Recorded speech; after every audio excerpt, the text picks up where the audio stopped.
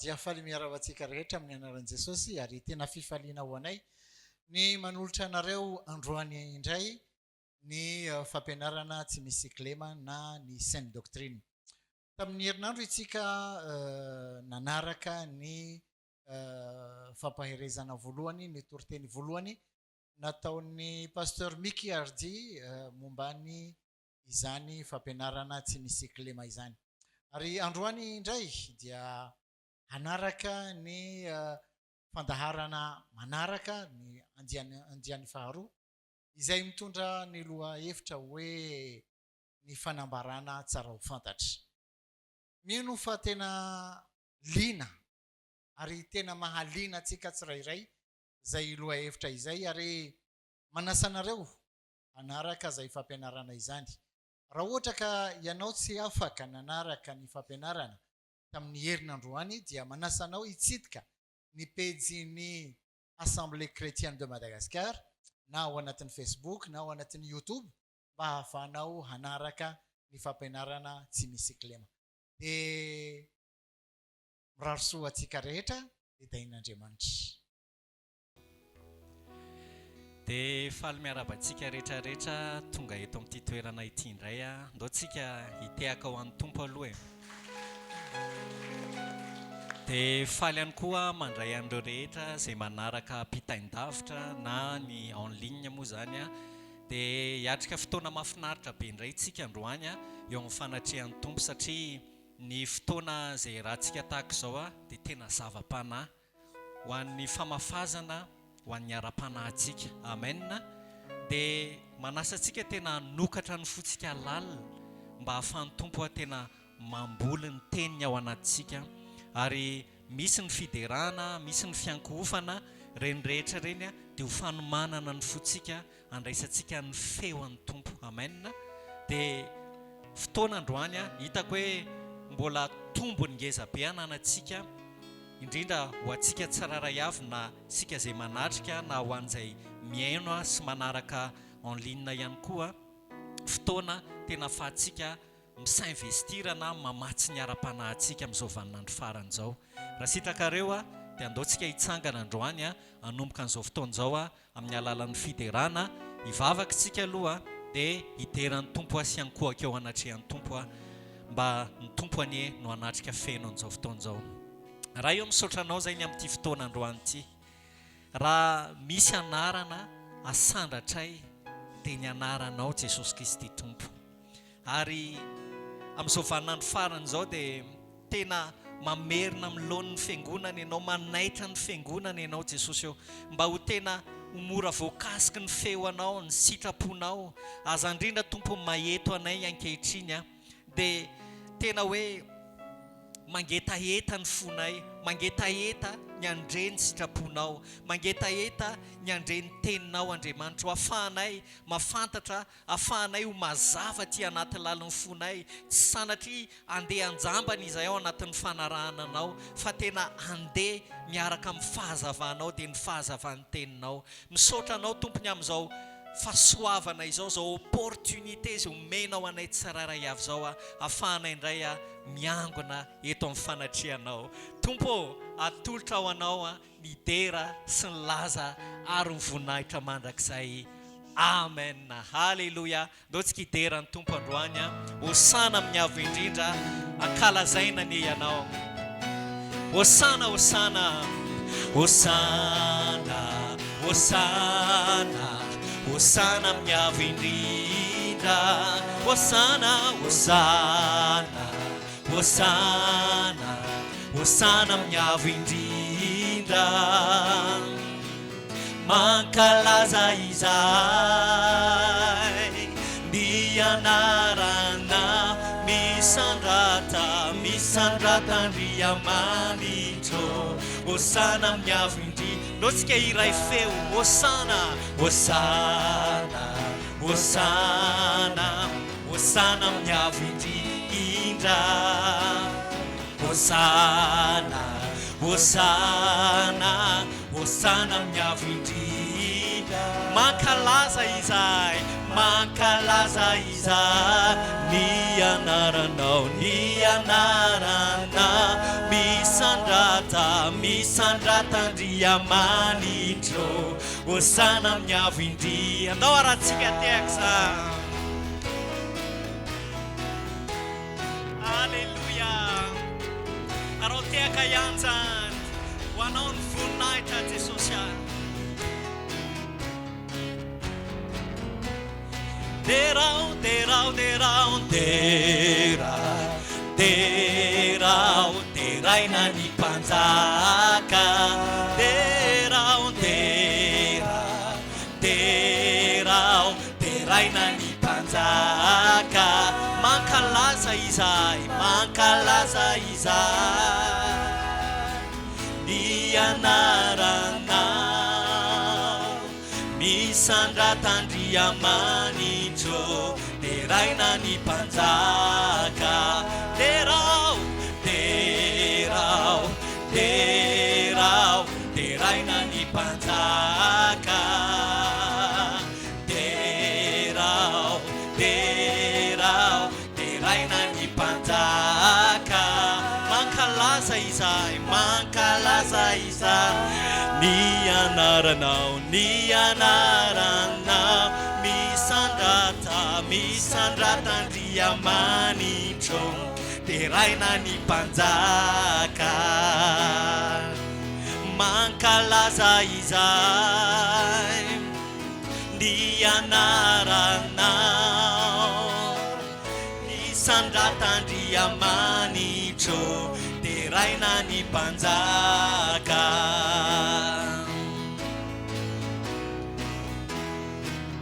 Alleluia dao zao no fotoanyanko fana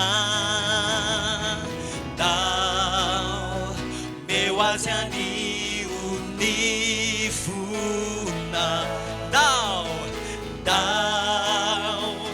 anandratravy ny anarany dao eo anatrehany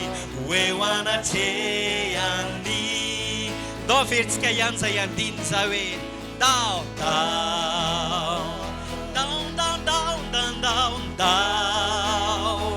zao no fotoanyanko fana dao meo azy anio ny fona Alleluia dao anandratravy ny anarany dao eo anatrehany ndosika tena iterazy amin'ny fotsika ray manontolo ny olon-drehetra iaiky ny anaranao ny olon-drehetra iaiky ny anaranao iankokeo anatre satria arena lehibe ho anay arena lehibe no miandrireo zay hifaly eo amina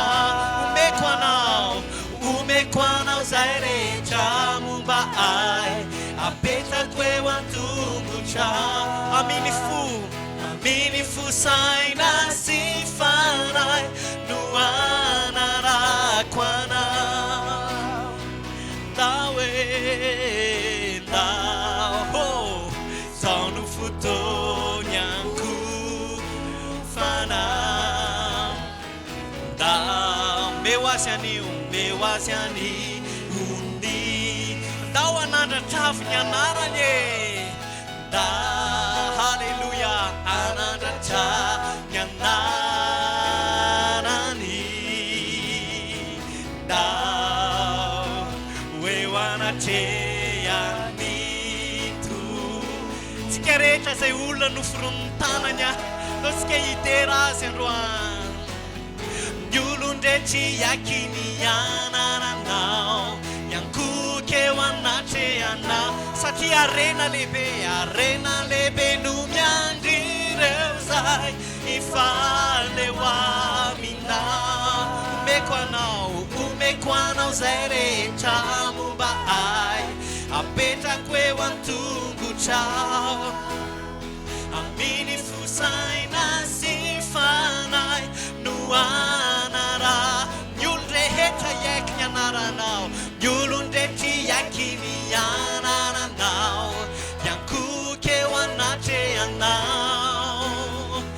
arena lehibe no miandrireo zay mifaly eo aminao omeko anao zay rehetra momba ay apetrako eo an-tongotrao aminy fosaina sy fanay no irao farany omeko anao ny olon-dretry iakiny anaranao iankokeo anatreanao lazao arena lehibe no miandrireo zay hifaly eo aminao atolory azy omeko anao zay rehetra momba ay apetrako eo an-tongotrao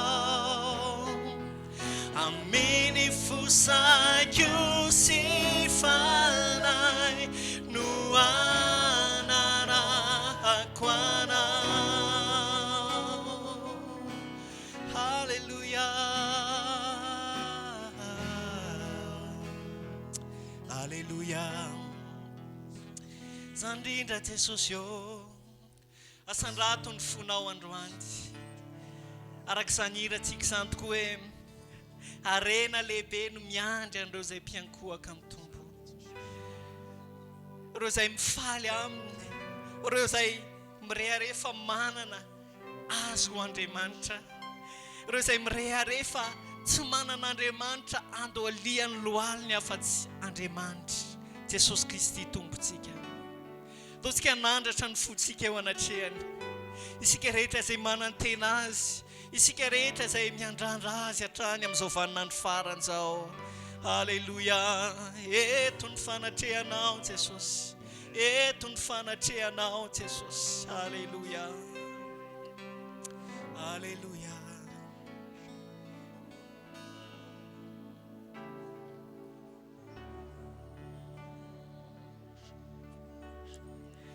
tsapako izao eto Jeso tsapako izao fa eto izy tsapako izao fa eto izy eto izy lazao hoe ny fanahy ny mirehitra ao anatiko ao ny fanahiny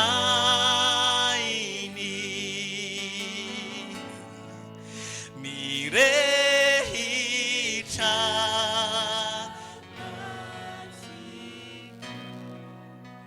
tsapako izao fa eto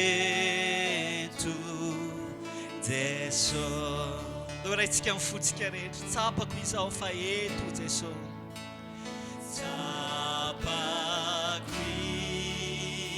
izao fa eto ianao eto Jeso tsapako izao fa eto izy tsapako izao fa eto izy eto izy ny fanahiny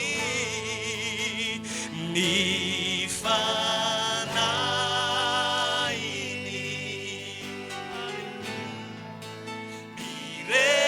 mirehitra natiko ao tsapako izao fa noraitsika farany zany androany tsapanay fa ety anao tsapako izao halleluja eto Jesu tsapako izao fa eto izy halleluja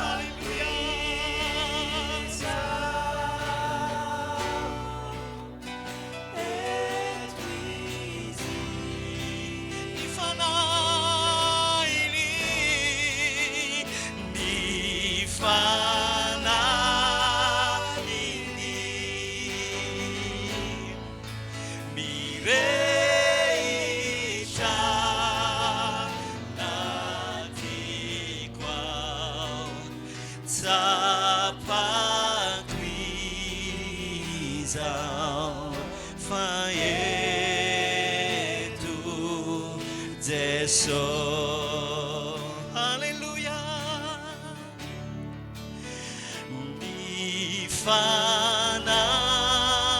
Mifanainy mirehitra natiquao tsapako izao fa eto Jesosy. Halleluja. Tsy manana fa tompoiko afa-tsy anao, ianao no iriny. Halleluja. Tsy misy fetra toko ateriko ho anao, ho anao Tompo. Lo iraitsika ihany zany androany, tsy manana hafa ho tompoko afa-tsy anao, fa tsy manana hafa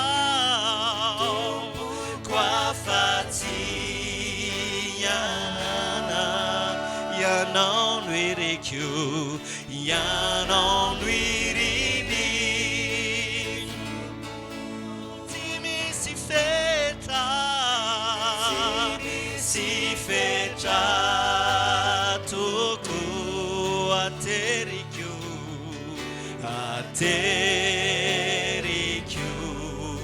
ho anao. No mbola iraitsika ihany zany, tena tsapanao ve zany zavatra irainao zany androany. No tsika hiaraka ilaza hoe tsy manana hafa,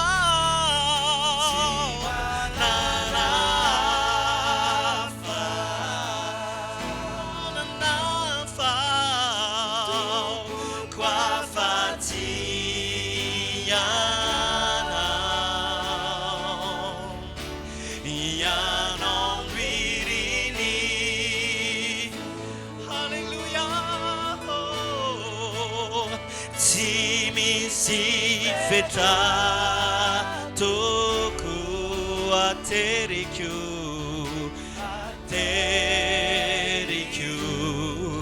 ho anao Tompo ny saotrako.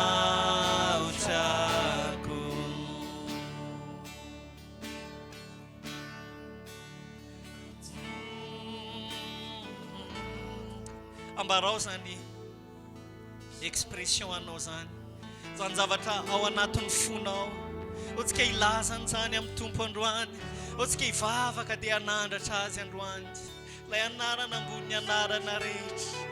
Tsy manana hafa ho Tompo afa-tsy anao. Halleluja Jesosy. Tsy manana hafa ho Tompo afa-tsy anao. Zany Tompo no vavaka sandratray, zany Tompo no hiranay, ary tsy hira fotsiny zany fa tena fiainanay Tompo, tena fiainanay, fantatra ao ny fiainanay fa tsy misy andriaman-kafa, tsy misy lehibe noho ianao aty anaty lalon'ny fonay Jesosy.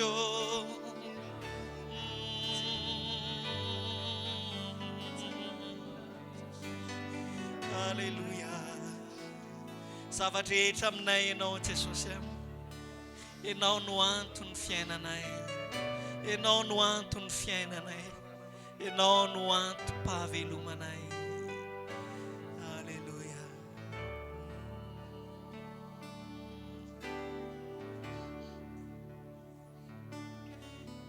Halleluja.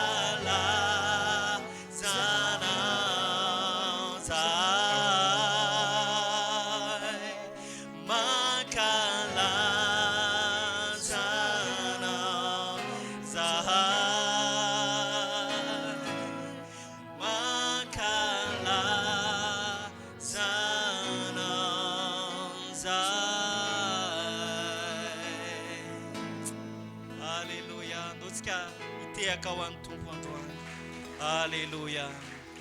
Saotra Jesosy. Amen. Amen. Afaka mahazo toerantsika. Tsara ny tompo raha lasiana bavy ary mbola verina ihany hoe eto amin'ny fanatrehan'ny tompo isika. Ary ny tompo amin'izao vaninandro farany izao dia manana po tena hoe hitarika ny fiangonana izay tenany. Amen. Ho amin'ny sitrapony, ho amin'ny fahazavan'ny tenin'Andriamanitra.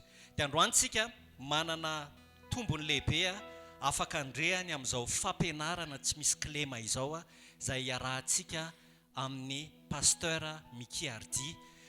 Mbola verina ihany miarabantsika rehetra izay manaraka en ligne ankehitriny. Raha zao ianao vao manaraka anay dia asainay ianao ankehitriny anaraka ny tenin'Andriamanitra, satria tonga anatin'ny votoatin'ny fotoana tanteraka tsika ankehitriny dia manasa tsika tsiraray avy anokatra ny fotsika ao anatin'ny tenin'Andriamanitra. Amen. Dia raisitsika amin'izao fotoan'izao ny pasteur Miky Ardy izay tondra antsika ao anatin'ny tenin'Andriamanitra. Dia ny filazana azy moa zany ao anatin'ny teny vahiny dia izao hoe la sainte doctrine na ny fampianarana tsy misy kilema amin'ny teny malagasy. Dia anaraka an'izany tsika amin'izao fotoan'izao dia manasa tsika tsiraray avy anokatra ny fotsika amin'izao fotoan'izao. Tahiny tompo daholo isika rehetra.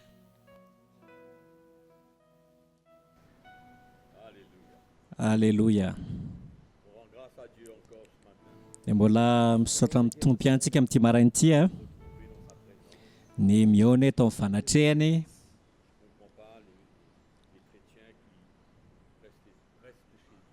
Za tsy azoko kristiana izay mijanona any an-trano kanefa izy ireo afaka tonga mamonjy fiombonan'ny prala sy ny pravavy ka ny internet na dia zavatra tsara aza matetika ho an'ny kristiana dia mitarika azy ireo lasa kamo mba hijanona any an-trano ka mihaino tenin'Andriamanitra ao an-trano izy ireo misotro kafe kely fa zava-dehibe loatra ny mihaona miaraka mideran'Andriamanitra tahaka ny tena iray atsapahantsika miaraka ny fitiavan'ny tompo ny fon'i Jesosy ho antsika ary manana tombony isaotra azy dia raha azy amin'ny zavatra rehetra aiza ho aiza tokoa moa nisy antsika ankehitriny raha lasy anabavy raha tsy teo ny tompo Jesosy mety lavitra tanatin'ny hotantsika isika simba ny amin'ireo traikefa-piainantsika samihafa fa tonga Jesosy nanavitra antsika ary tena fahasoavana marina ny malala azy ary ny tena tsara indrindra dia navelany antsika ny teniny ny fono antsika ny nomanino antsika tsiraray avy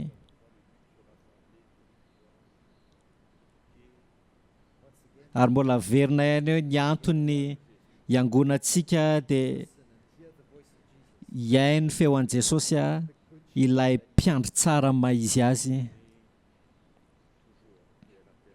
mba hitarika antsika makany amin'ny fahatanterahana hatrany ahafahantsika mavita ny hazakazaka amin'izao vaninandro faran'izao dia mila manana po foana isika hoe mila mavita ny hazakazaka, mavita ny hazakazaka. Izay hazakazaka tsy mora fa aoka ny fanan'ny tompo hanampy antsika. Ny fahasoavan'ny tompo hiaraka amintsika mandrakariva mba ahafahantsika miatrika ny zavatra rehetra. Satria amin'ny fiainantsika andavanandro dia maro fanenjehana, fahasarotana, fanoherana, fakapana, fijaliana. Fa mahafinaritra mareny fon'ireo rahalahy sy anabavy izay ao anatin'ny fijaliana fa manana fo an'i Jesosy anefa izy ireo na inona zavatra mitranga. Tsy manome tsiny ny tompo izy, tsy mitolona izy eo anivon'ny fiainany, fa faly ary izy ireo anatin'ny finoana ary miazona toe-po tsara ho an'i Jesosy. loatsika anome lanja anaja ny fiainan'ireny raha lasy anabavy ireny afantatra ny fahasoavana nanany eo amin'ny fiainany a satria tsy voatery mora foana ny fiainana fa ho antsika tsiraray avy izay ao anatin'ny fepetra tsara salama fa ny sasany kosa tena mety mijaly a fa matetika isika mila mianatra ny amin'ny fiainan'izy ireny a tena hoe mianatra isika hoe ahoana ny ahafahany a manompo ny tompo ao anatin'ny fitsapana tsara ny hoe mety tsara ny fiainantsika fa misy arena kokoa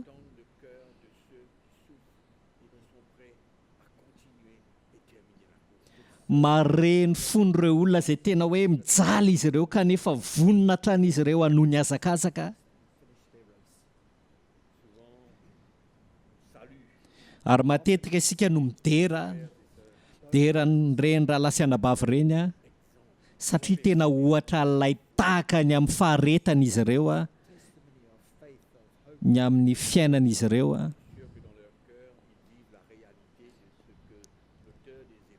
azoko antoka fa eo amin'ny fiainan'izy ireo izy ireo dia miaina ny famarinany izay soratan'ny mpanoratra ny Hebreo a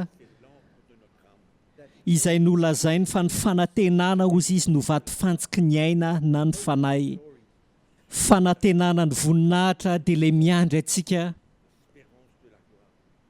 dia ilay fanantenana ny voninahitra vaty fantsiky ny aina izany no miazona atsika tsy ozongozona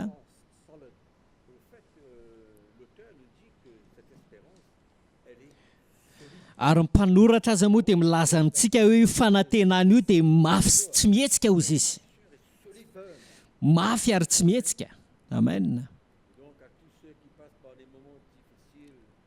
noho izany ireo olona izay mandalo fotoan-tsarotra rehetra raha lasy anabavy aoka ny masonareo banjina an' Jesosy hatrany mandra-piandra ny voninahitra ho avy ary aoka ianareo toetra ohatra sy modely amin'ny faharetana finoana fanantenana amen misy ireo mijaly a misy indray ireo ao tsara ahitana ny zavatra rehetra eo anivon'ny fanjakan'Andriamanitra ary mahatalanjona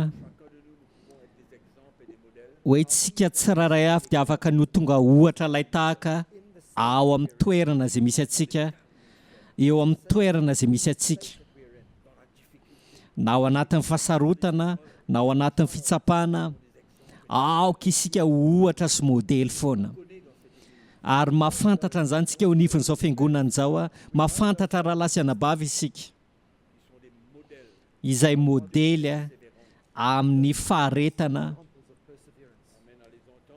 rehefa mare azy ireo a dia tena mahery isika amen raha lasy anabavy ny diantsika miaraka amin'i Jesosy a dia tsy voatery ho mora foana kanefa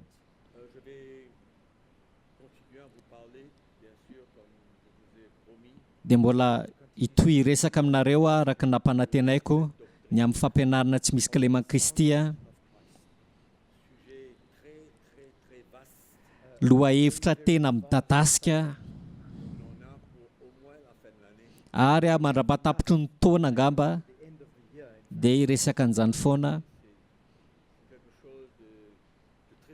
satria tena lehibe midadasika loatra kanefa tena zava-dehibe loatra ho antsika kristianina ny ahafahantsika miorina tsara indrindra amin'izao vaninandro farany izao izay ny fahavalo ao anatin'ny fitaka entiny miaraka amin'ny famotahany te hitelona ny kristianina izy hitarika azy ireo hanalavitry ny fahamarinana ary mampalahelo a araka ny teneniko anareo ny fahavalo dia manana ny mpiasany a eo anivon'ny fiangonan'i Jesosy Kristy eo anivon'ny zao tontolo zao mba hanodina ny kristianina hiala amin'ny famarinana fa mila tena miambina tokoa isika ary matoky ny tompo amin'ny fanahin'ny tompo mba hanazava antsika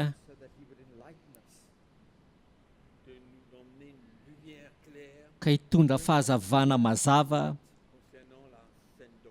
manoloana mahakasika ny fampianarana tsy misy Clément Kristy.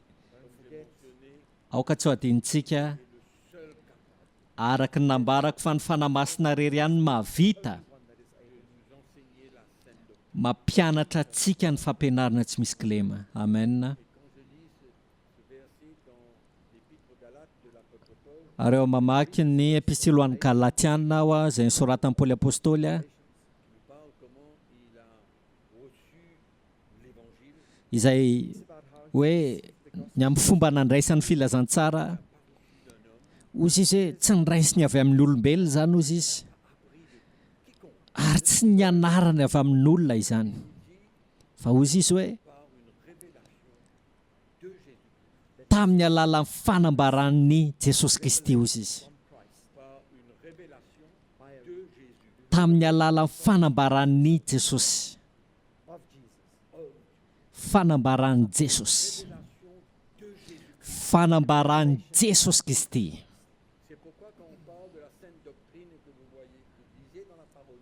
Zany no antony rehefa miresaka fampianarana tsy misy Clément sika ka mamaky ny tenin'Andriamanitra dia fampianarana tsy misy Clément izay an'i Kristy zany. Azonareo ve ny tiako tenenina? Fampianarana tsy misy Clément izay an'i Kristy. Zany hoe Kristy no voambara izay rehetra mifamatotra aminy ary izay rehetra mifamatotra tamin'ny zava-bitany. Zany no antony ny tenin'Andriamanitra dia miresaka ny fampianaran'Andriamanitra izay mpanavitra antsika fa miresaka ihany koa izy ny amin'ny fampianaran'i Kristy. Ary Paoly ny filazantsara izay voaraiko io dia avy amin'ny fanambarana ny amin'ny maha-izy azy an'i Jesosy. Zany no antony ny fampianarana rehetra nanan'ny fiangonana dia tokony miorina amin'ny Kristy. Kristy zany mila voambara. Amen.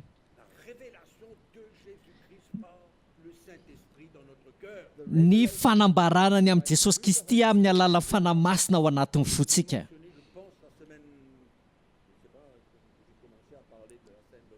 Zany no antony tonga nanonona taminareo tamin'ny herinandro nanomboako ny resaka fampianarana tsy misy Clément. Misy fifaliana ary fientanana ao am-pon'ny kristianina rehefa mamaky ny tenin'Andriamanitra izy na mandre toriteny izy ka ny fanamasina ny manambara azy zavatra anankiray ary io fifaliana io fientanana io izay tonga ao am-pon'ny kristianina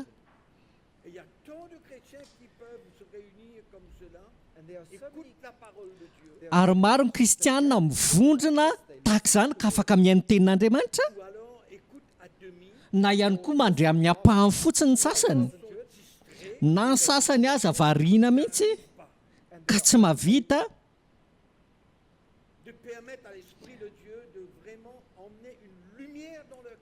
mamela ny fanan'Andriamanitra tena hitondra fahazavana ao am-pony mahakasika Kristy.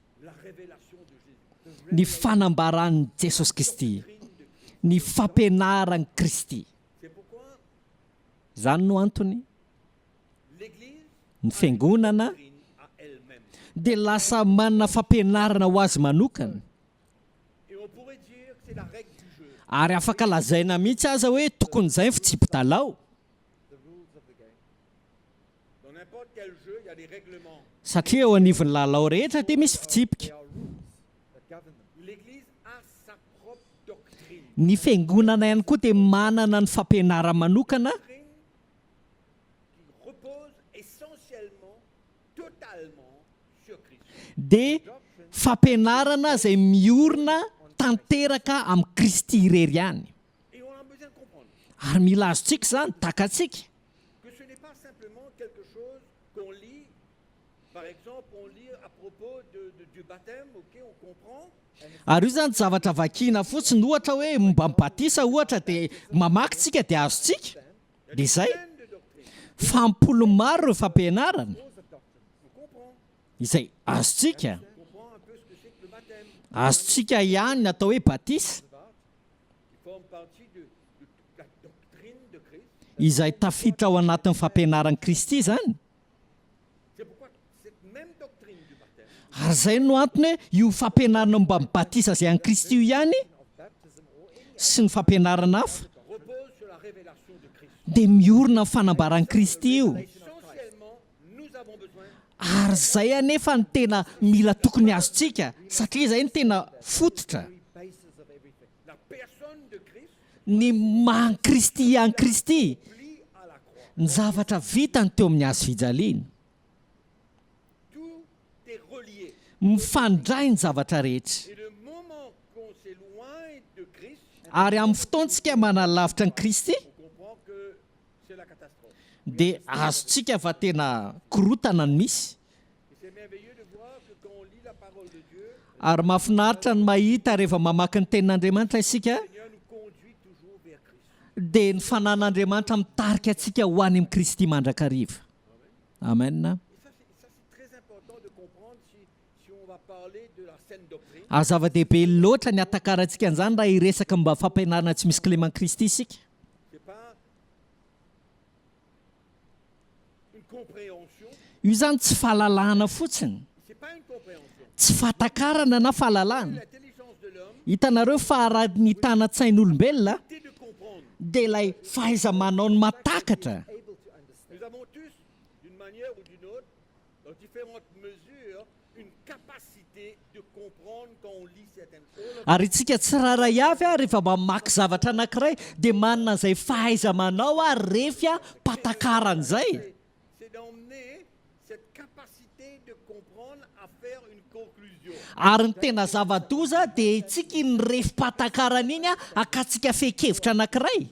C'est comme ça que chacun a sa propre conclusion quand il enlève. Ary izay mahatonga ny olona rehetra samy manana ny fehikeviny satria esorin'izy ireo ny anjaran-draikitry ny fanamasina mba hanazava The link between the responsibility of the Holy Spirit that is called to enlighten us Et on veut se servir de notre intelligence avec sa ary eo isika miezaka amin'ny mampiasa ny fatakara-tsaintsika sy ny fahaiza-manaony mba hanambatra an'ireo apahany tokony hatambatra.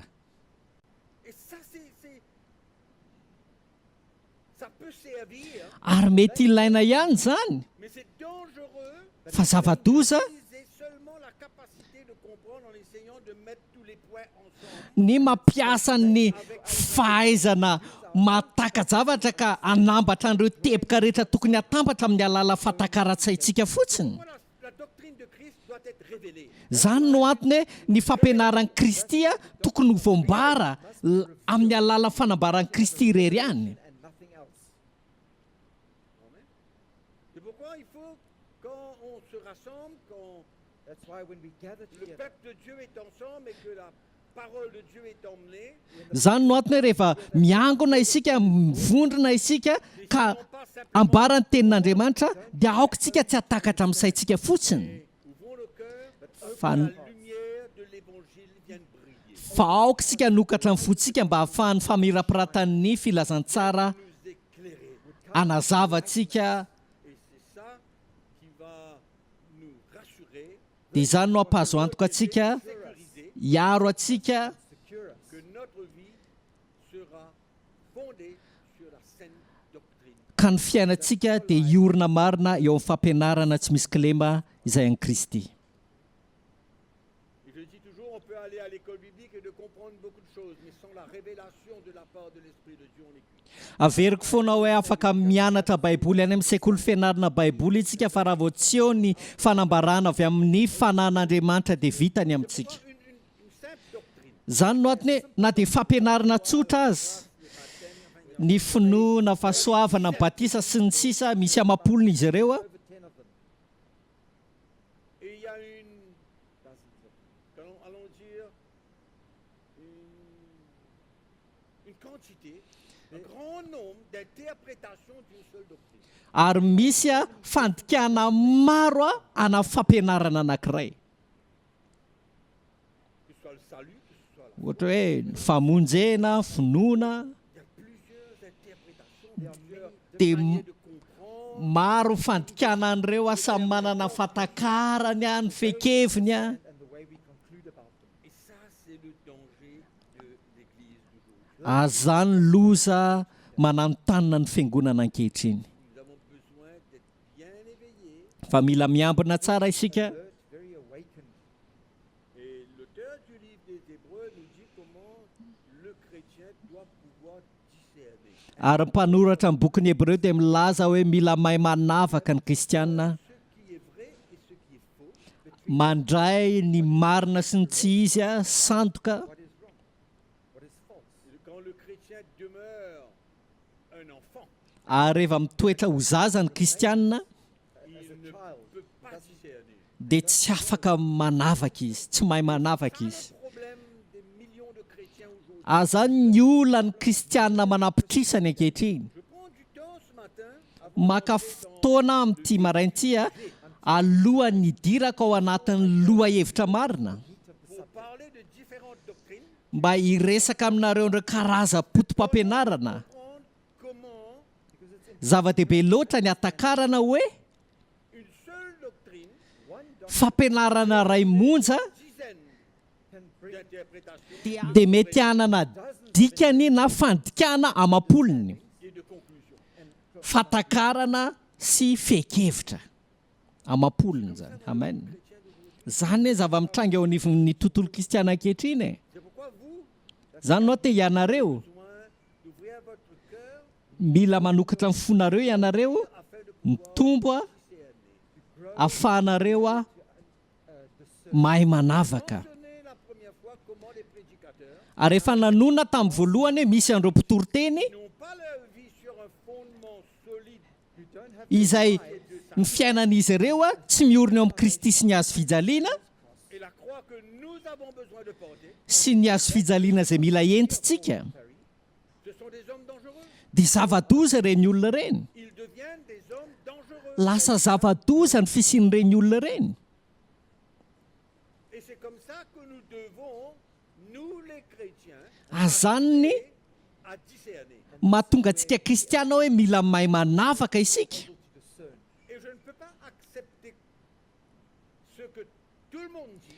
And I tsy cannot, tokony hanaiky izay lazain'ny olona rehetra aho Je n'ai pas l'assurance if I don't raha have toka tsy manana antoka aho quand vient d'un homme that what hoe I'm zany zavatra reko zany dia avy amin'olona fondé sur un fondement, le fondement de Christ et izay a manana fiainana miorina eo ambonin'ny fanorenana dia kristy fa tsy zavatra hafa crucified.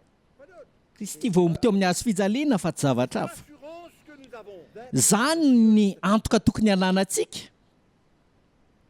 Parce que c'est ce fondement qui va produire des hommes de l'esprit. satria io fanorenana io a no amorona olon'ny fanahy Des hommes qui ne cherchent pas leur propre intérêt, olona tsy mikatsaka ny tombotsoany manokana l'intérêt du royaume de Dieu. fa ny tombotsoan'ny fanjakan'andriamanitra sy ny fiangonana ny katsahany Des hommes qui sont prêts à tout perdre. olona izay vonona no fatiantoka amin'ny zavatra rehetra fatiantoka ny amin'ny fiainany amen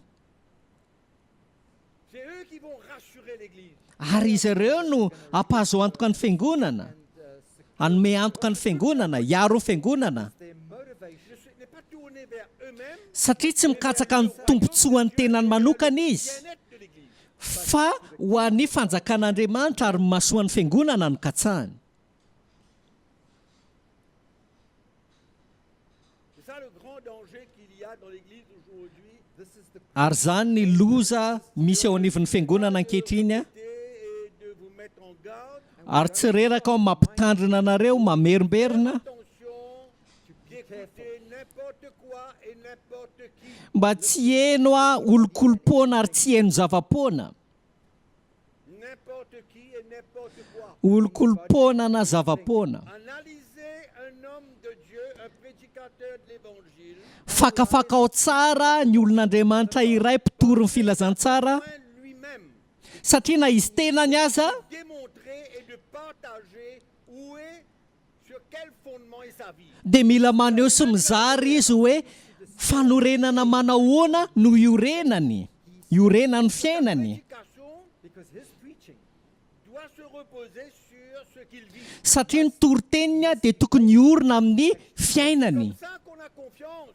ary amin'ny alalan'izany ny ananantsika toky quand on lit les épîtres de Paul. zany hoe reo mamaky ny epistiliny paoly isika e.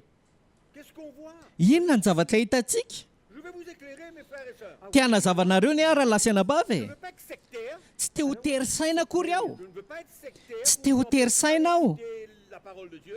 ka hoe anakana anareo tsy haino tenin'andriamanitra Mais on a besoin de s'assurer qui on écoute. fa mila mahazo antoka isika hoe iza no Quand henotsika j'écoute quelqu'un qui partage sa vie comme l'apôtre Paul, ary rehefa mihaino olona anankiray aza mizara ny fiainany tahaka ny apôstôly paoly like the Apostle Paul. comment il est prêt à tout perdre. tena hoe vonona le olona ny ho faty antoka La mort est un gain. hoe ny fahafatesana no azahoako tompony La mort est un gain. ny fahafatesana no azahoako tompony Pourquoi il vit? fantany ny Sa antom-pivelomany vie est manifestée dans ce qu'il prêche. ary ny fiainany dia voambara amin'ny alalan'izay toriny Et quelqu'un qui ne partage pas sa vie dans sa prédication. za tsy tia haino olona mihitsy hoe tsy mizara ny fiainana izy anatin'ny tory-teniny zava-toa zany Donc la doctrine noho izany ny fampianarana est une croyance dans quelque chose que je crois et que je vis. noho izany ny fampianarana dia tokony finoana ny zavatra anankiray izay inoko a ary iainako le izy Accepter que cette doctrine est la vérité ary mila manaiky fa io fampianarana io dia famarinana qui est important. There's a misy fanorenana tena zava-dehibe loatra Fondement qui est important. misy fanorenana tena zava-dehibe loatra Ça va me sécuriser. satria izany no hiaro ahy Et quand le chrétien lui-même il est prêt à prendre sa croix, il va grandir, il sera capable de discerner. ary rehefa vonona nitondra ny azy fijaliany aza ny kristianina dia hitombo izy a dia hay hanavaka ho azy N'importe quoi. tsy hinana zava-pona izy Il ne va pas écouter n'importe quoi. tsy haino zava-pona izy a na anaiky zava-pona zavatra tsy misy dikany amen mila miaro ny tenantsika isika C'est pourquoi quand on parle de la saine doctrine, je le répète, zany no antony hoe rehefa miresaka isika ny atao hoe fampianarana tsy misy kilema dia miresaka isika ny amin'ny hoe fampianarana tsy misy kilema izay ihany kristy zany nous avons besoin de perdre notre vie pour représenter mila la faty antoka isika ny amin'ny fiainantsika zay isika vao afaka misolo tena ny fampianarana tsy misy kilema azonareo ve Ce lien-là est absolument nécessaire. zava-dehibe loatra ny fifandraisan'ireo zavatra roa ireo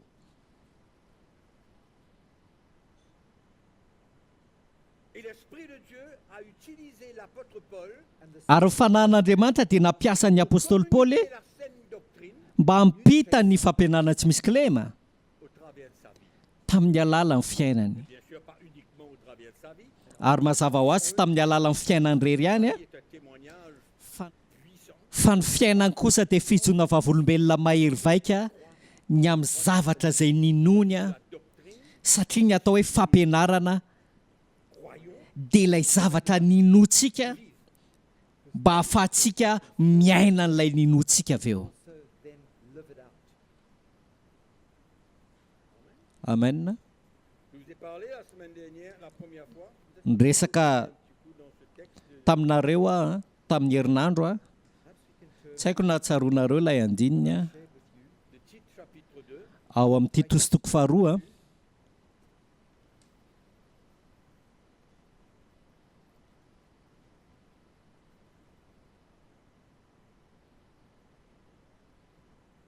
verset 1. andininy voalohany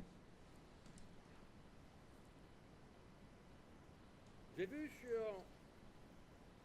mon Facebook nahita atao amin'ny Facebook koa que il y a certains échanges nisy adievitra Some exchanges de la part de quelques frères et sœurs avy amina rahalahy sy anaba vitsivitsy qui ne se battent pas, mais tsy niady izy ireo de la manière qu'ils voient les choses. fa niady hevitra zany tamin'ny fomba fijerin'izy ireo avy that they see things. Et il y avait une discussion entre deux frères ary nisy ady hevitra zany teo amina rahalahy anankiroa et c'était très intéressant. ary naliana le izy Très intéressant parce que les deux étaient sincères. satria samy tsotra tao am-pony izy mirahalahy Quand j'avais mentionné que la saine doctrine, c'est ce que nous croyons et c'est aussi notre comportement. rehefa nilaza hoe ny fampianarana tsy misy kilema dia izay inotsika ary ny fiainantsika avy eo The way we acted out. Alors, il y a un qui a ny fihetsintsika ny fitondrantenantsika zany qu'on croit va emmener le comportement. zany hoe izay inotsika dia tokony izay mitarika fitondrantenantsika Our behavior or to lead to the way we live.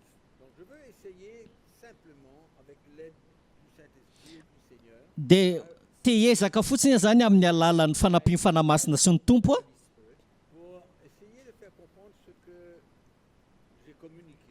dia tia patakatra anareo fotsiny aho zany zay tiako apita mba tsy hiteraka fifangarona Je crois qu'on peut comprendre que quand on parle de doctrine et on parle de croyance, rehefa miresaka isika fampianarana na finoana ce sont des choses que, allons dire, qui vont bien sûr influencer notre vie. dia zavatra zay mazava ho azy fa akasika ny fiainantsika zany C'est quelque chose qui fait partie de nous. ary zavatra miaraka amintsika ninotsika takatsika ahazotsika Understood Par l'intervention du Saint-Esprit. tamin'ny alalan'ny fidiran'ny fanamasina antsehatra La parole de Dieu parle aussi de certaines choses que nous sommes appelés à faire. fa ny tenin'andriamanitra koa dia miresaka amintsika zavatra izay tokony ataontsika Une révélation en elle-même, izay tsy fanambarana amin'izy tenany manokana zany chose que le Seigneur nous demande de faire. fa zavatra sasatsasany kosa izay takinin'andriamanitra mba ho ataontsika amin'ny fiainantsika in our lives. Alors, c'est ça que je veux essayer en lisant le chapitre 2 de l'épître de Tite. azay no iezahako a rehefa mamaky aminareo ny toko faharoa ny epistilo an'ny titosy Au chapitre 2, verset 1, andininy voalohany zao no teny paoly amin'ny titosy choses qui sont conformes à la saine doctrine. fa ianao kosa dia milaza izay mendrika ny fampianarana tsy misy kilema Dit que les vieillards doivent être sobres, honnêtes, modérés, saints dans la foi, dans l'amour, dans la patience. ny lehilantom-panahy anaro ahon-tena ka homotina hoendry atanjaka amin'ny finoana amin'ny fitiavana amin'ny faharetana Les femmes âgées doivent aussi avoir l'extérieur qui convient à la sainteté. ny vehivavy antom-panahy koa anaro hitondra-tena toy izay mendrika ny olona masina De n'être ni médisante, ni adonnée aux excès de vin. tsy ho mpanendrikendrika Bonnes instructions dans le but d'apprendre aux jeunes femmes à aimer leur mari et leurs enfants, à être retenues, chastes, occupées aux soins domestiques dans la cuisine, bonnes, soumises à leur mari, Not given too afin much. que la parole de Dieu ne soit pas andininy fahatelo tsy ho mpanendrikendrika tsy ho andevony divaibe ho mpampianatra ny zavatra tsara mba hampianara ny vehivavy tanora fanahy ho tiany vatiny ho tiany zanany ahony tena ho madio toe-panahy hiasa ao an-tranony ao an-dakozia ho tsara fanahy anaiky ny vadiny mba tsy tenenana ratsy ny tenin'andriamanitra Donc on peut voir aussi qu'il y a certaines choses pratiques noho izany misy fanao fampiarana samihafa qu'un doit faire. izay mila ataony tsararay avy Bon, c'était une blague, je l'ai dit tout à l'heure. vazivazy ilay niteneniko teo Joke about the kitchen, eh? na dia marina ihany azy mba lehilakozia teo It is true. Et bon, donc on voit qu'il y a certaines choses pratiques noho izany misy fanao est appelé à sasatsasany a izay nantsoina ho ataony tsararay avy Things that everybody is called to do. Alors c'est là que je la fin du texte. Allons continuer. ndao toizantsika e. Exhorte de même les jeunes gens à être modérés, te montrant toi-même Dia ny fahenina. par un modèle de bonnes œuvres et donnant un enseignement pur, digne, une parole sage, saine, irréprochable, afin que l'adversaire soit confus, n'ayant aucun mal à dire de nous. Ça concerne les jeunes gens. Ny lehilahy tanora fanahy koa anaro hony tena ka amin'ny zavatra rehetra dia asehony tenanao fianarana ny asa tsara amin'ny fampianaranao maneho ny tsy faratsiana, ny famotinana, ny teny tsy misy kilema izay tsy azo tsinona mba ho menatra izay manohitra satria tsy isa ratsy itenenany ananareo. Soumis à leur maître, à leur plaire en toutes choses, en être point contredisant, à ne rien dérober, mais à montrer toujours une parfaite fidélité, afin de faire honorer en tout la doctrine de Dieu notre Sauveur. Ny mpanompo koa dia anaro anaiky ny tompony ka anao izay sitrapony amin'ny zavatra rehetra fa tsy hamalivaly, tsy hangala tety fa aneo izay toe-panahy matoky indrindra mba hampamendrika ny fampianaran'Andriamanitra mpamonjy antsika amin'ny zavatra rehetra. Donc on peut voir dans ce texte comme quoi que la doctrine n'est pas seulement une compréhension de, par exemple, de la foi, du baptême ou de la grâce, mais il y a certaines choses que chacun est appelé à faire, mais en même temps, Noho izany zany atao hoe fampianarana tsy misy kilema dia tsy voatery amin'ny alalan'ny hoe batisa na finoana na famonjena fa amin'ny alalan'ny fomba fanao sy fampiarana samihafa ihany koa no entina anehoana ny atao hoe fampianarana tsy misy kilema. c'est ça un peu que je veux communiquer concernant la saine doctrine étant premièrement une croyance, une révélation de la manière que les choses doivent être faites. Ary izay no tiako hampita voalohany hoe ny fampianarana tsy misy kilema amin'ny mahafinoana azy aloha voalohany indrindra ary fanambarana avy amin'ny fitondran-tena na ny tokony hitrangan'ny zavatra anankiray. Il y a certaines choses, par exemple, de faire des bonnes œuvres. Ça fait partie de la saine doctrine.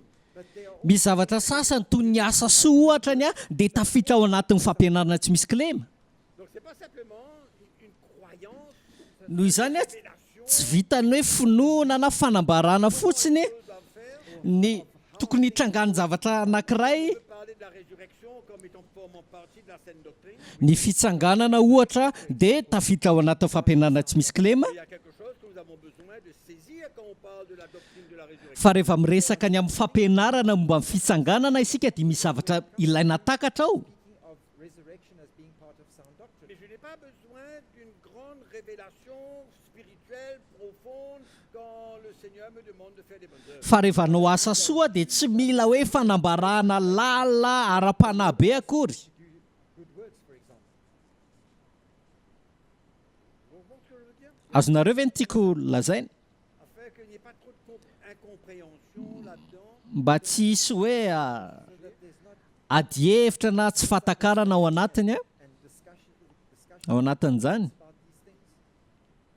Mais quand nous allons entrer profondément dans les diverses doctrines, Fa rehefa hiditra isika ao anatin'ireo karaza-potom-pampianarana ary aliana tokoa zany comprendre les choses que nous avons besoin de saisir dans l'esprit, ny atakarantsika an'ireo zavatra mila tokony ho takantsika ao amin'ny fanahy Understand and grasp in the spirit.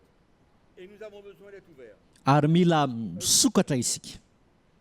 Je veux répéter certaines choses avant d'entrer dans, pas l'explication, mais dans la lumière même de certaines révélations. I want to explain Tia mimerimberina mantsy ao mialohan'ny idirana ao anatin'ny fanazavana an'ireo fanambarana sasatsasany Afin qu'avant d'aller plus loin, on est clair.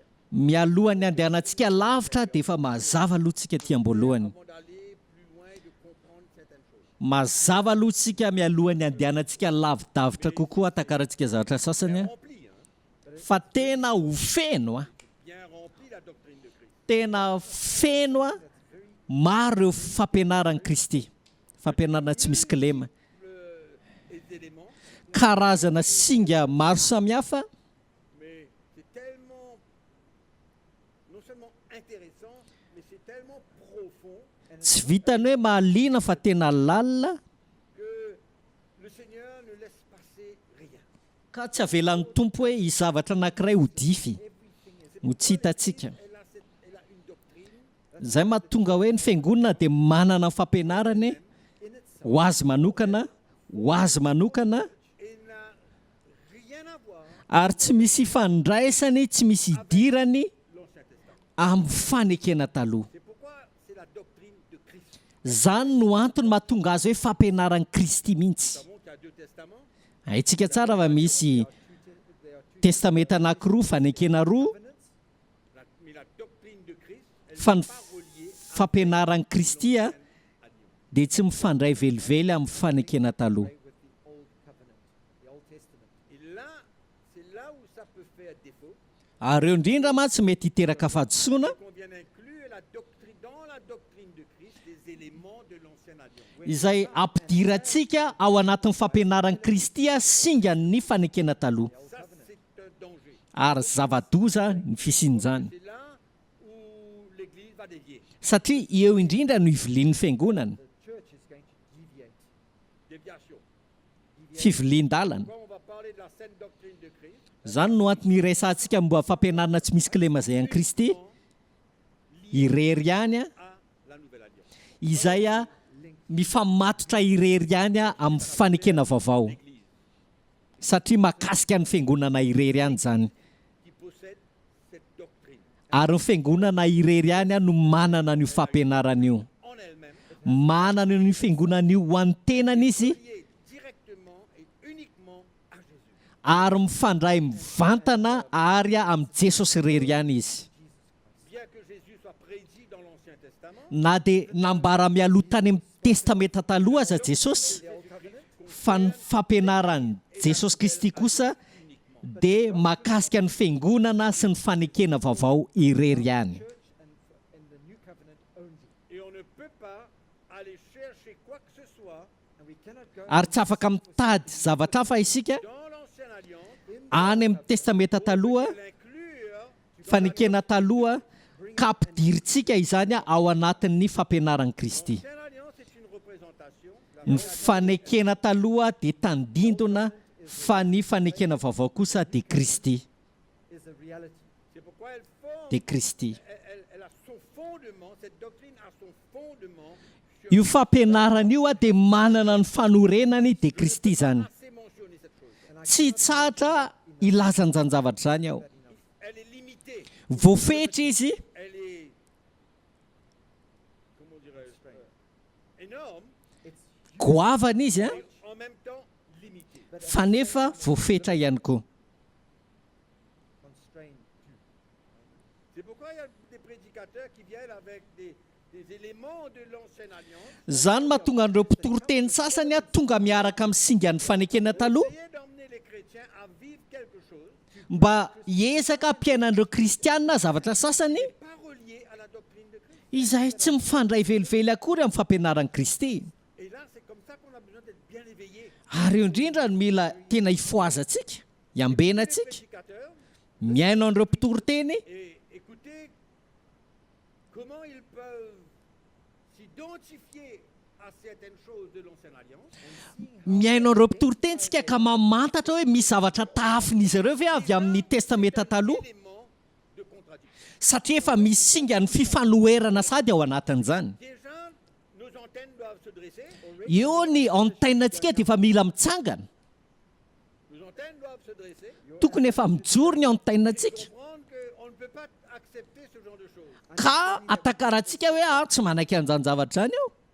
Il faut rester, se limiter à Christ We must et à limit son œuvre à la croix. Mila mianina isika eo amin'ny Kristy irery ihany sy ny asa vitany teo amin'ny hazo fijaliana, Soit notre identification à Christ, ary averiko ihany hoe ny fanahafantsika ny Kristy, notre croix. ny hazo fijaliantsika. Ça, c'est notre assurance.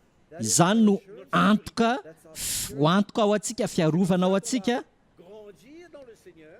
ary amin'ny alalan'izany ao afatsika mitombo ao amin'ny Tompo, Temps pouvoir ary miaraka amin'izany se soumettre à la saine doctrine. dia afahantsika mankatoa sy manaiky ny fampianarana tsy misy kilema. Amen. Et il y a une sœur qui m'a envoyé un verset biblique la semaine dernière, quand j'avais pas, il y a 2 semaines, je crois. there's a Misy anabavy aho izay nandefa andinitsoratra masina tamiko tamin'ny roa herinandro lasa C'est dans 1 Timothée chapitre 6, ao amin'ny Timoty voalohany toko fahenina le verset 3. dia ny andininy fahatelo. Verse 3. Si quelqu'un enseigne de fausses doctrines et ne s'attache pas aux saintes paroles de notre Seigneur Jésus-Christ, Raha misy olona manao fampianarana hafa noho izany ka tsy manaiky ny teny tsy misy kilema dia ny an'i Jesosy Kristy tompontsika qui est selon la piété, sy ny fampianarana izay mahatonga toe-panaraka an'Andriamanitra, which accords with godliness, il est enflé d'orgueil, il ne sait rien. dia mieboebo foana izy ka tsy mahalala na inona na inona. Tsy mahalala na inona na inona izy. Il est orgueilleux. Mpiavonavina izy, mieboebo izy. with pride. Sa vie est pour lui-même. Ny fiainany dia ho azy manokana. Il n'est pas prêt à perdre sa vie. Tsy vonona izy ny ameriny fiainany. What is Inona ny entiny? Il va enseigner des fausses doctrines. Fampianaran-diso no ampianariny. La parole de Dieu vient nous dire ici, Ary eto ny ten'Andriamanitra dia milaza amintsika. Dia hoy izy ny tenin'Andriamanitra amintsika eto hoe mieboebo izy ka tsy mahalala n'inona. c'est pourquoi la croix Zany no antony hoe ny azo fijaliana est l'élément qui conduit dia singa mitarika makany amin'ny fampianarana tsy misy kilema. la révélation de Christ. Ny fanambaran'i Kristy, C'est ça l'élément qui nous conduit vers la sainte doctrine, izany no singa izay mitarika antsika makany amin'ny fampianarana tsy misy kilema. la sécurité. Izany no fiarovana ho antsika. C'est pourquoi écoutons Izany no antony hoe aoka iaino isika ireo olona qui non seulement prêchent that not izay tsy vitany hoe mitory any Kristy, la croix de Christ, ny azo fijalian'i Kristy croix du chrétien, ary ny azo fijalian'i kristianina. ce sont ceux, Izy ireo, those are the izy ireny no mila enotsika. il y a trop de dangers dans ce monde d'aujourd'hui. Fa maro loatra ny loza hitantsika eto amin'ity zao tontolo zao ty ankehitriny.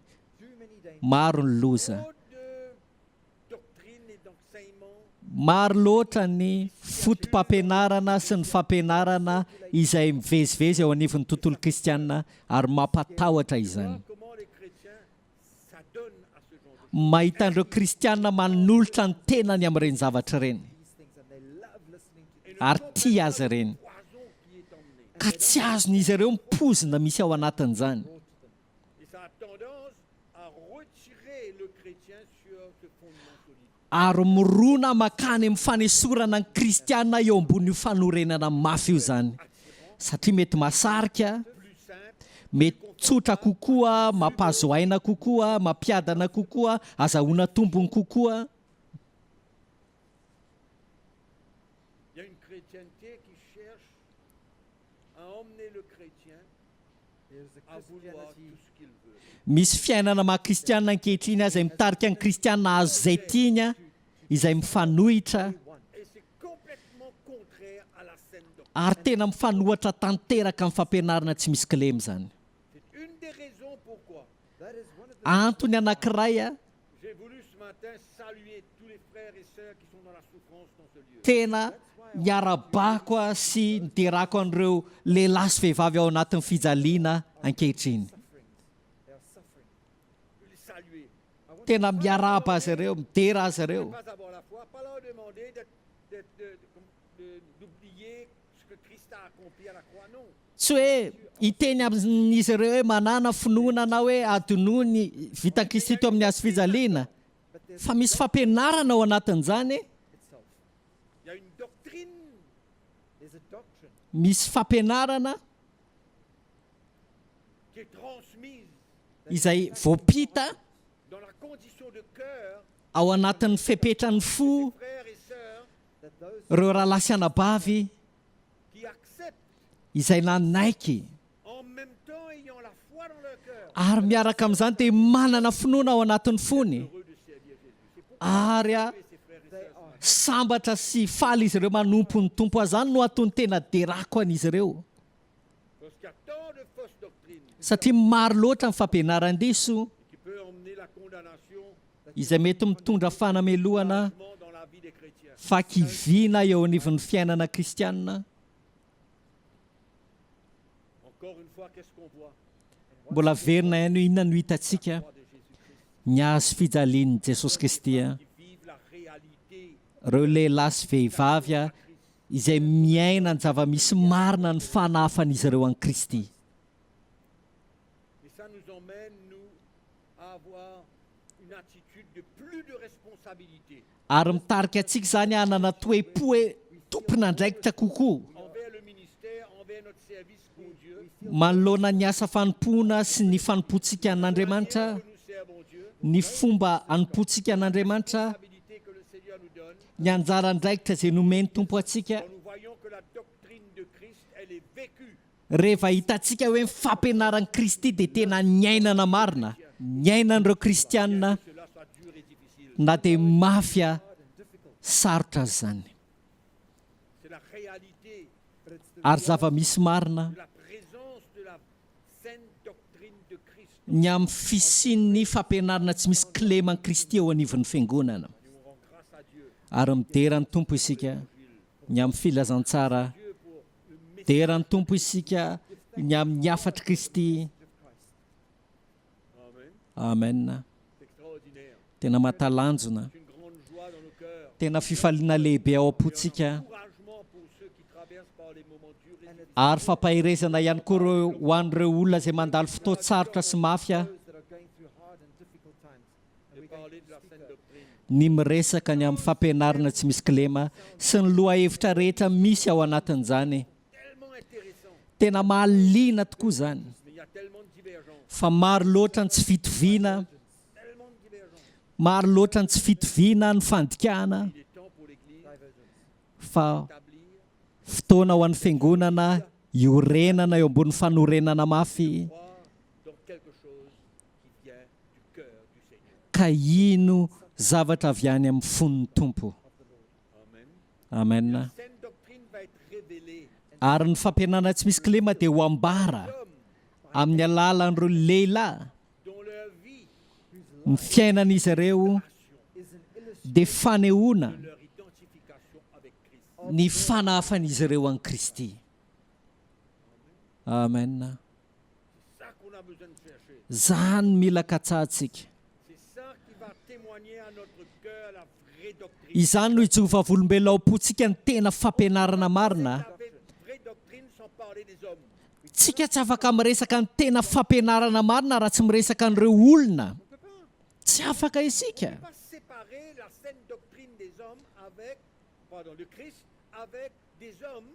Tsy afaka miresaka ny fotom-pampianarana marina izay an'i Kristy isika raha tsy miresaka an'ireo olona hoe inona ny fiainan'ireo olona, inona ny ainany a, Vie qui mène à la perfection. fijona vavolombelona ny fiainan'izy ireo izay torotoro a lalana makany amin'ny fanatanterahana, ireo olona maro toerana ao amin'ny tompo. Là où vient la saine doctrine révélée par l'Esprit de Dieu dans leur cœur, c'est de là. Avy amin'ireny olona ireny no hiavian'ny fampianarana tsy misy kleman'ny tompo. in their hearts. That's where it comes from, springs from. Moi, c'est ça qui me donne ce témoignage, non seulement ce témoignage, mais cette joie dans mon cœur de lire les épîtres de Paul. Zany tena mitondra fifaliana ao anatin'ny foko rehefa mamaky aho ny epistilin'i Il Paoly. ne peut pas parler quelque chose de faux quand on voit sa vie. Tsy afaka miteny zavatra diso izy rehefa mijery ny fiainana isika. C'est pas possible. Tsy azo heverina, tsy possible. Ce qu'il vit, ce qu'il expérimente, Zavatra ny aina sy ny traikefa ny ainany me rassure. dia mampahazo antoka, Ça me rassure It reassures mampahazo antoka de sa part, mare avy amin'ny alalany révélé when it's rehefa ambary zany. que je vois sa vie. why? Because I see Inona no antony satria mijery ny fiainany aho. Et je peux recevoir cela. Ary afaka mandray an'izany aho. Donc, ne séparez jamais la saine doctrine avec l'état spirituel des hommes. Noho izany aza sarahana velively ny fampianarana tsy misy klema amin'ny toe-panahin'ny olona ray. Pas simplement juste un enseignement qui passe. Io zany tsy resaka fampianarana mandalo fotsiny. floats through. Il y a des petits éléments de gauche et de droite partout. Fa misy singa eny avia sy havanana, eny rehetra ireny mifangaro Tire. izay mahasarika atsika. Amen. Moi, ma prière, mon désir, Ny faniriko sy ny vavaka ataoko dia fiangonana mafiorina des hommes et des femmes qui croient lehilahy sy vehivavy mino izay miaina la lumière et la révélation. ny fahazavana sy ny fanambaran'i Kristy. Amen. Amen. Et on va y parvenir, mes frères et sœurs, Ary tsy maintsy ho tratrantsika izany raha lasy anabavy de restauration. satria tena mino ahy fotoana zao amerenana amin'ny lohan'izany zavatra rehetra izany. Mettre de l'ordre dans la grâce. Hitondra filaminana eo anivon'ny fampianarana momba ny fahasoavan'Andriamanitra. Mettre de l'ordre dans l'enseignement de la foi. Hitondra filaminana eo anivon'ny fampianarana momba ny finoana. Dans l'enseignement de la maturité spirituelle. Hitondra filaminana eo anivon'ny fampianarana momba ny famatorana ara-panahy. Ohatra zany. Amen. Frères et sœurs, on peut s'attendre Noho izany raha lasy anabavy aoka hiandrandra isika dans les longues semaines mandritra ny herinandro maro de parler de la saine doctrine. hiresaka ny amin'ny fampianarana tsy misy kileman'i Kristy Sûr, ary azoko antoka l'aide de mes frères, miaraka amin'ny fanampian'ireo rahalahiko on aura l'occasion de s'implanter dia hanana fahafana isika hitra lalina hitra lalina iorina mafy ao anatin'ny tena fiainana kristianina marina. Ino isika?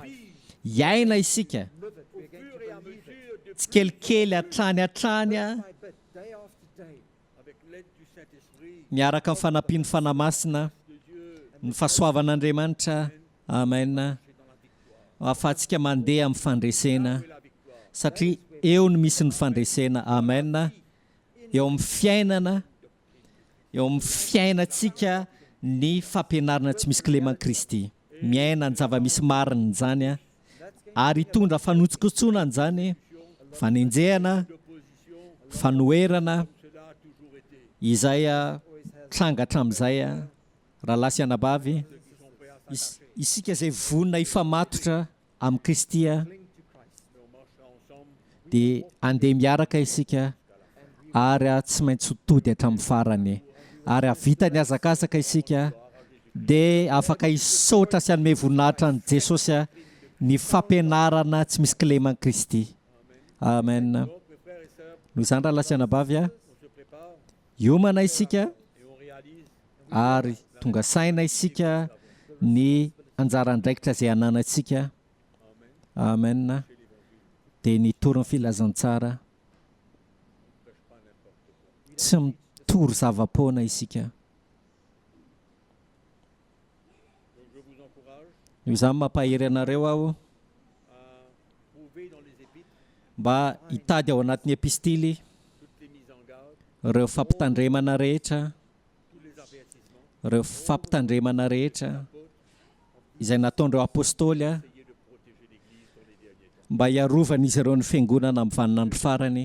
Allez faire votre Afaka manao ny fikaroanareo manokana ianareo et vous allez voir comment dia ho hitanareo ireo apôstôly c'est sérieux. tena matotra izy ireo Plantation. tao anatin'ny fampidirana fampianarana tsy misy kileman'ny Kristy C'est pourquoi il y a namboly an'izany. Zany no antony isian'ny fampitandremana maro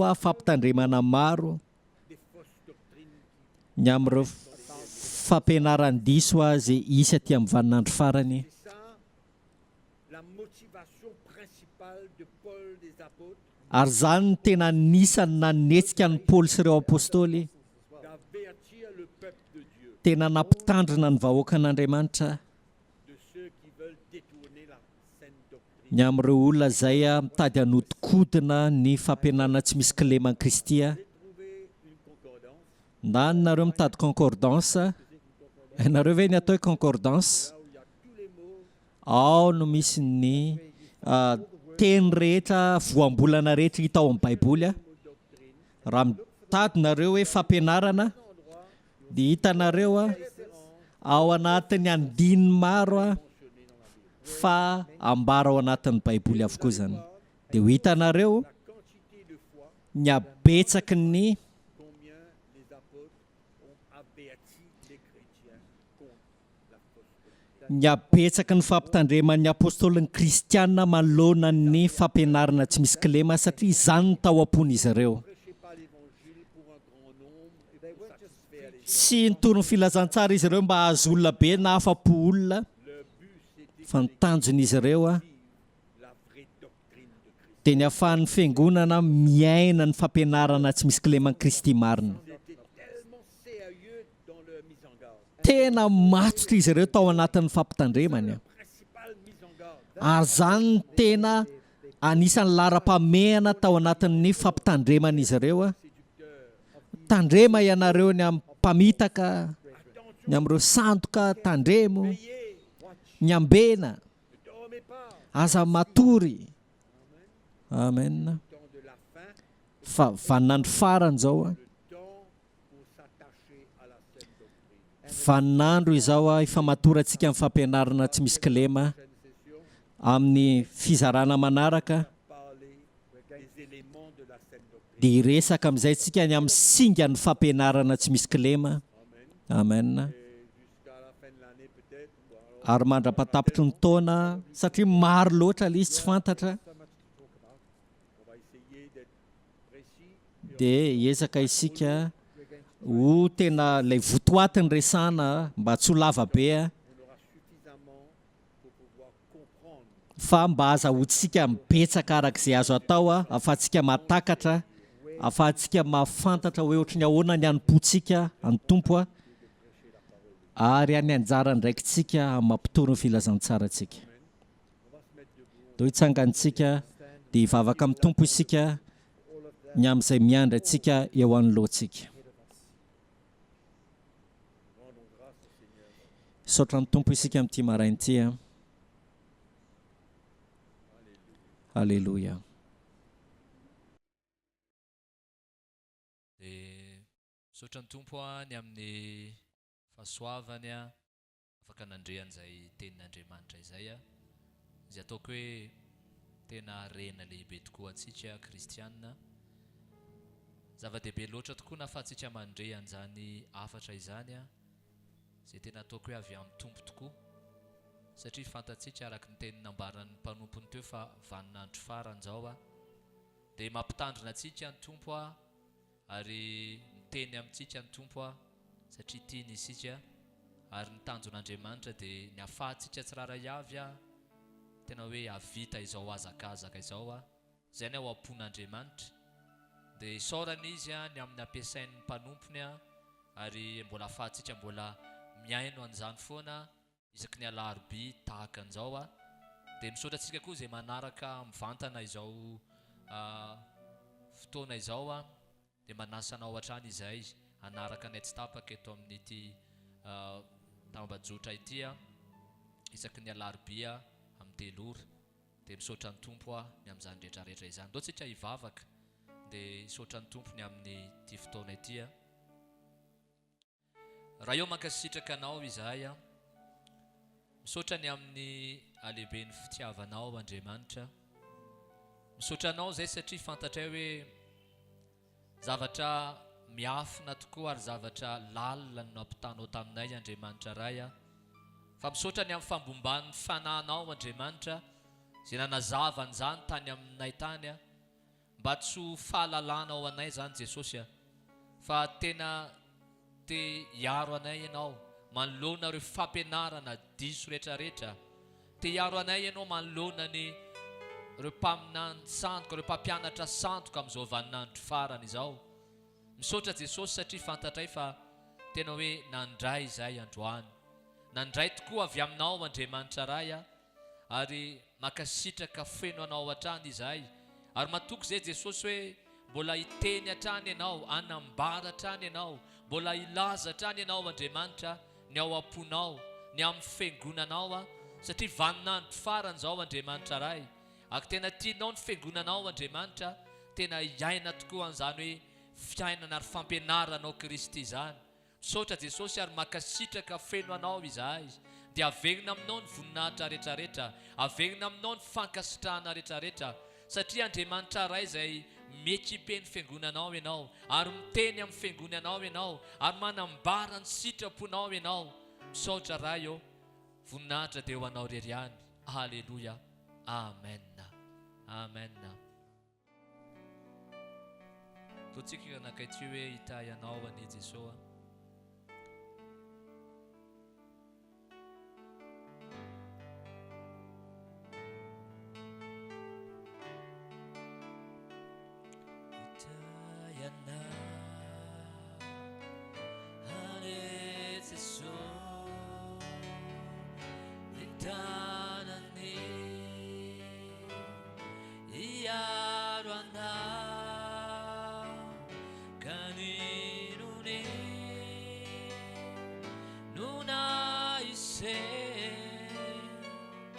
Itayana aneteso Itayana aneteso Nitanani Iyarwana kaninuni Nuna ise Itayana aneteso. Alléluia. Ditsika tia kamafo an'ny tompo a dia amin'ny herin'ny tahaka an'izao indray to amin'ity toerany ity a amin'ny telo ora. Samy hitahin'Andriamanitra reo tsika rehetrarehetra dia raha nisy soatra ny eo akaikinao a alohan'ny ialànao eto amin'ity toerany ity.